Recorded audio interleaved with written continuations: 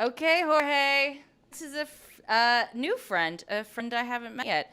Jorge has got a project he's working on, a YouTube show called Good Food News, and I just love to support anybody who wants to put good energy and information out there. Lucas put a little trailer together to show off his wonderful personality, and then we're going to see some of his amazing food. Welcome to Good Food News, a show where we talk about the cool and positive things happening in food. I'm Chef Jorge Cespedes, and these are my favorite stories of the week. Hello, Jorge. Thank you for your patience. I know we talked earlier, and it was 20 minutes earlier. Is the food ruined? No, we're good. We're good. We'll know about it. I've been learning so much about sake. This is so interesting. Oh, good. And what was your sake knowledge prior to this event that I just reached out to you about? Yeah, well, honestly, when I studied wine in culinary school, I remember studying sake a little bit, but we barely touched on it.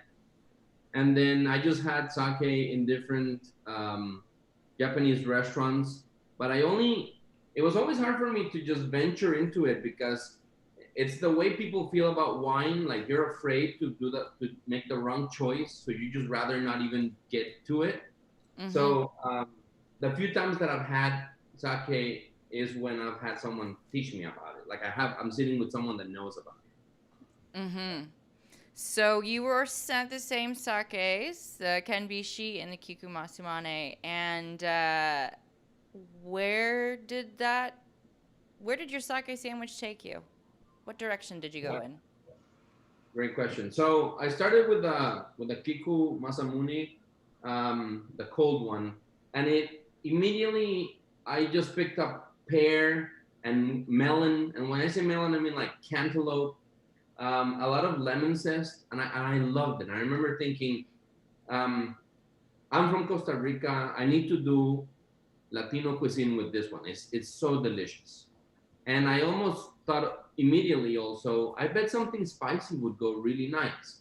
So I went with a ceviche, and it's right here. I don't know if you guys can see it. Oh, I know. I love Monica shaking her head. I see her. She's like, spicy. Yes, let's talk about that. Oh, I saw the tostones and I got so excited. Yeah, I made tostones also. So I use mahi mahi for my fish. In Costa Rica, we also call that dorado. And fun story, the first fish I ever fished in the deep seas was a mahi mahi.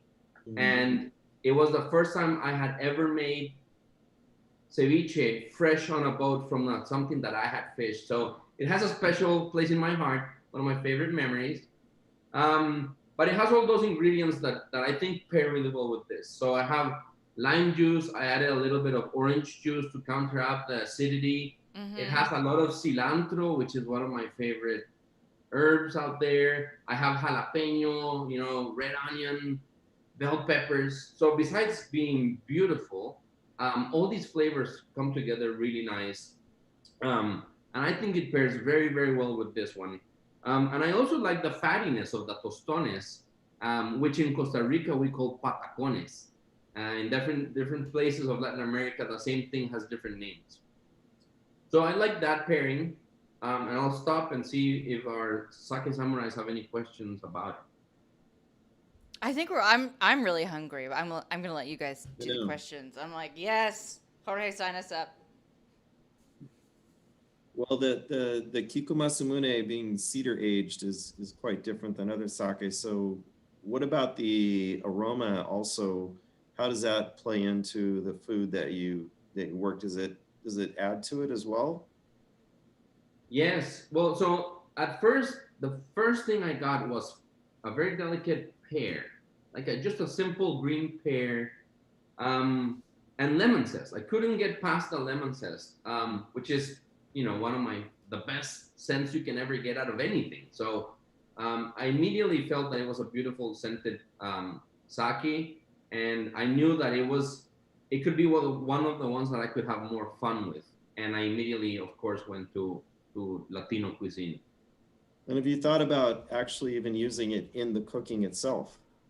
Ooh. You know, I didn't do that, but it would go really well with the ceviche because it's a liquid that would help a lot in the you know, ceviche sits for from something at least 30 minutes to a couple of hours. That would go really well.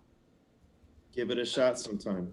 Yeah, I would. Next time I'm making ceviche, I'm doing that. I love that idea. Thanks.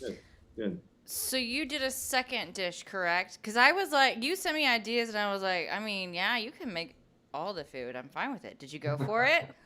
I did. I Okay. did. So for the kenbishi, that was a completely different sake to me. That one was meaty, umami-y. It was mushroom. It was such a savory smell.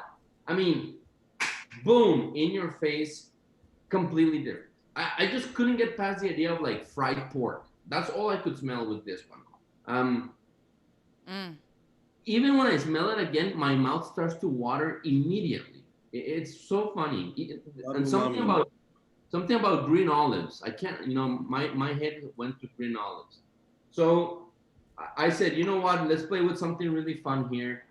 And I, you know, based on that umaminess and that mushroom smell that I got, I said, how about I roast some wild mushrooms with onions and then serve them with creamy grits and a barbecue sauce.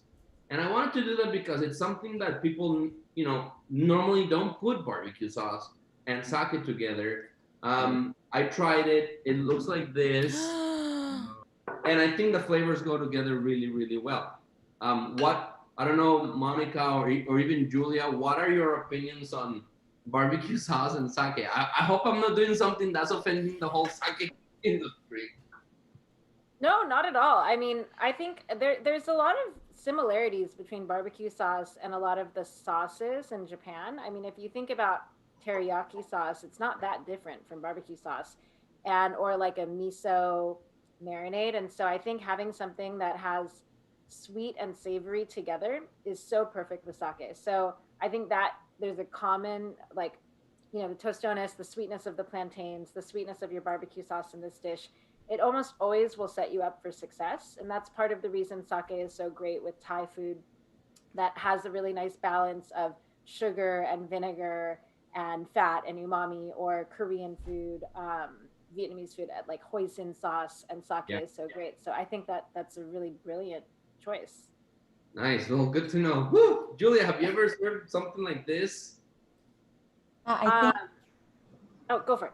Oh, I was gonna say I think the use of barbecue sauce as a kind of tying ingredient is really brilliant. I love it because it isn't expected. You know, it's not sushi. It's not Japanese in any way either. But to Monica's point, there are a lot of sauces in Japan that are built around that flavor profile of a really deep, dark, rich, almost molasses-like sweetness next to a bright acidity, whether it's coming from tomatoes or from vinegar. And those are elements that nihonshu, that Japanese sake, have, but in very small amounts. And so in a way, it is that direct contrast to what the sake has. And it's going to highlight some of those more umami notes that we have in the sake. It might bring out the fruity notes or the peppery notes. So I think it's a really exciting pairing, and it's something I would really love to try. So I love that you took it in that direction. Awesome. Well, thank God.